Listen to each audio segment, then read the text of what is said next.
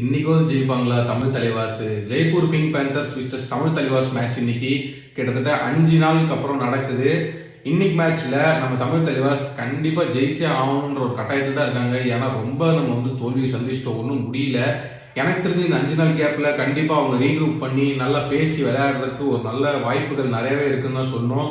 Last மேட்சஸை பொறுத்த வரைக்கும் defence கொஞ்சம் சரியில்லைன்னு பேசிட்டு இருந்த டைம்ல நிதிஷ்குமார் நான் டிஃபென்ஸ்ல இங்க நிக்கிறேன்னா நான் கொம்புடான்னு சொல்லி நிரூபிச்சிருக்காரு.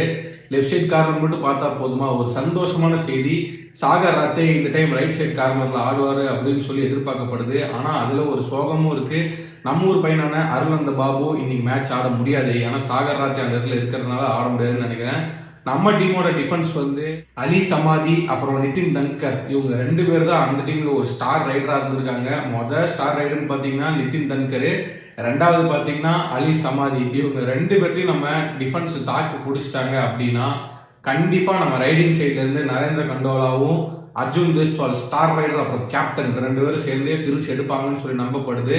போன மேட்ச் என்னதான் அர்ஜுன் தேஸ்வால்கிட்ட ஒரு பர்ஃபார்மன்ஸ் இல்லைனாலும் இது டீமுக்குள்ள நடக்கிற சில ஏதோ கான்ஃபிளிக்டா கூட இருக்கலாம்னு எனக்கு தோணுது. ஆனா ஏதோ 1-2 மேட்ச் வாய்ப்புகள் கிடைக்காம போகும். ஆனா இந்த மேட்ச் கண்டிப்பா அர்ஜுன் தேஸ்வால் பர்ஃபார்ம் பண்ணுவாருன்னு சொல்லி நம்பிட்டு இருக்கேன்.